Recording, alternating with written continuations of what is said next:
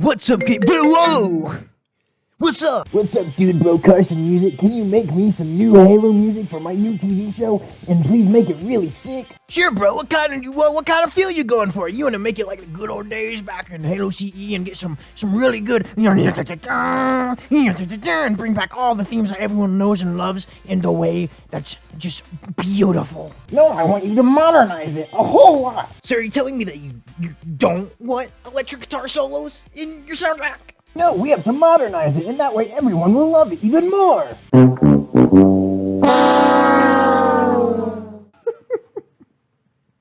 College has got me.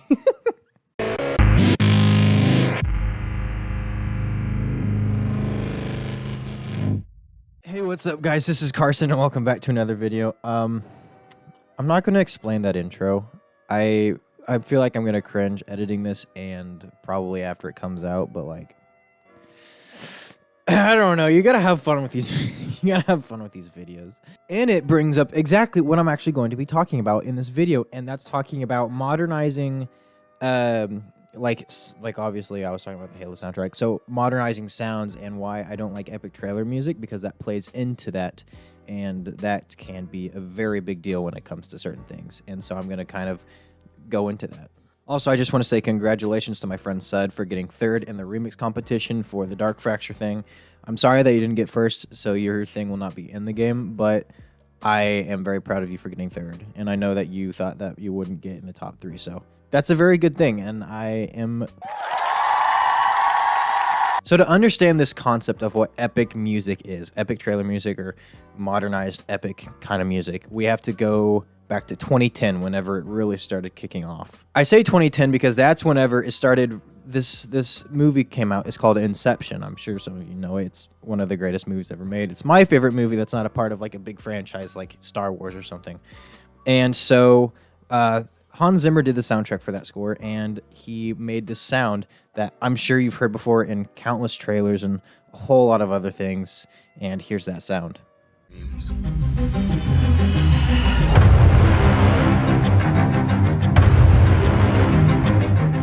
Now, this sound is iconic, and like everyone knows what it is, whether you, I mean, there's no way not to. I mean, it's in a lot of trailers. It's a big movie. It's a big soundtrack that's pretty well known within the community of people who listen to soundtrack stuff. And it's really a cool sound. Like, you get this huge, like, whenever that comes in, and then like all the strings and everything come in for trailer music type stuff, it builds this epicness, and there's strings and tension and everything, and it's really cool. And the issue with that is it's overused so much. Here's a video clip compilation of just some random movies that I found where there's trailers for it, and it does the exact same sound, or it's very inspired, and you can tell.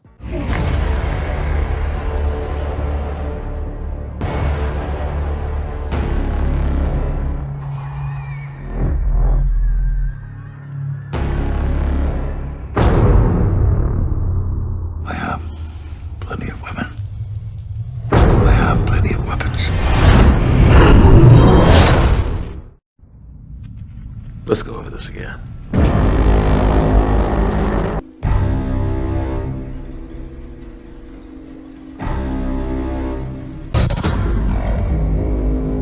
I'd like to welcome you all to the RIMPAC International Naval War Games.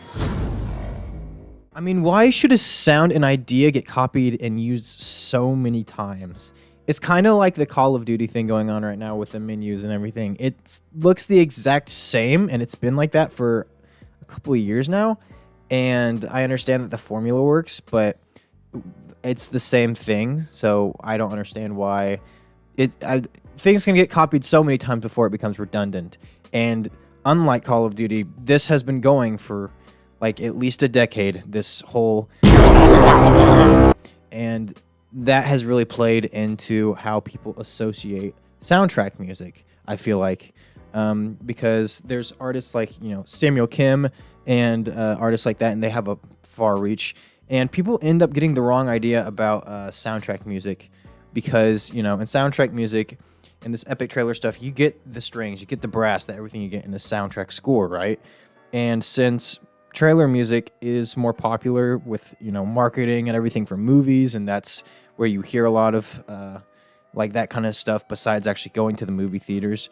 But there's not as much of an emphasis normally on big epic stuff like that in the movie theaters, I feel like. The last time I really remember a movie score getting me really hype in the sense of its epicness in the way that trailer music is was like, it was an Avengers movie. It was whenever Thor came into Wakanda. Other than that, I mean, other movie scores have been epic, but not in the trailer sense kind of way as much as I feel like with the big brass and everything that it did in that movie. And so people end up getting,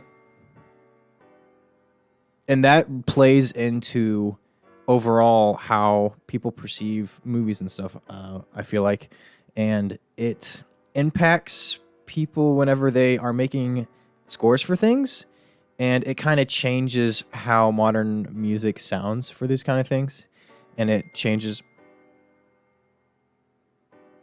I'm going to fix that. I completely lost where I was going with, so I'm going to stick to my script right here, so that way I don't go off track like I was and just forget where I am. So I'm going to kind of come out of the gate swinging with this next comment, and I don't mean this with hate. I don't mean this to start drama, but a lot of things suffer from this, epic music, modernized music. And for example, let's talk about Halo. You have fan animations like Charity Falls, and it suffered from modernization of Halo music in ways and trying to make it feel big and powerful and epic. And that's fine. And he did a great job with the music. I'm not saying this because I got booted off the episode, but Halo is epic in another sense than this epic trailer big brass feeling. If you want to hear what I'm talking about, look up Charity Falls episode 3 and go to like 2 minutes and 26 seconds and just listen to the music. Like I said, again, it's not to start drama, and I appreciate the time and effort put into this, especially on Halo VFX's side, because he does this all himself and it takes a long time. But that's not what I'm talking about. I'm talking about the music in general, not just for this, as a whole, just movie franchises. This is mostly pointed towards movie franchises that already have an existing thing to base stuff off of. Like, for example, Star Wars. You look at Star Wars and you look at Mandalorian. That modernized Star Wars music, but it was in a way that was unique. So many things suffer from this, and I feel like that is partly because, trailer music, starting with the Inception thing, I feel like it's drastically impacted how like soundtrack music is perceived and put into different things and everything, like I am saying. And like I said, Halo, for example, it gets its epicness from other ways. It gets it from its unique vocals, its like 2000s electric guitar solos and everything. It's really good orchestration, and it sounds in general a nice blend between electronics and orchestral. It's not supposed to be this big brass, like I said, Inception sounding thing like it does, for example, in the Charity Falls thing. And here's a look at 2 covers by the same artist that were epic trailer covers of the Halo theme. I'm going to just play the intro and a little bit of like kind of the middle of each. So we'll do a little skip around, but I'm going to play this.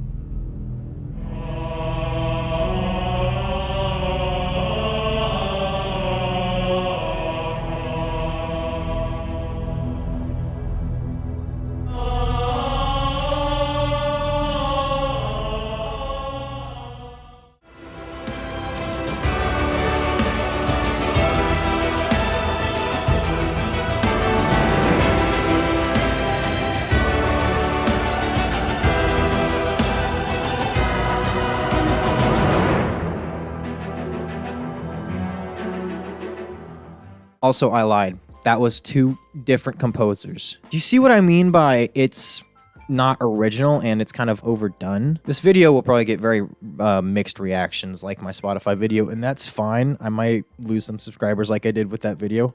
But these are my genuine thoughts and opinions looking at how music is progressing nowadays with this kind of stuff. And so it's just, it feels like nowadays everyone gets these wrong ideas of like movie soundtracks have to be epic. Otherwise, it's not really going to like move you or give you an emotional response unless it's like this huge epic thing or like this very massive, like beautiful orchestrated thing. It's just in my eyes, like it's not that makes these things powerful and what makes these things good.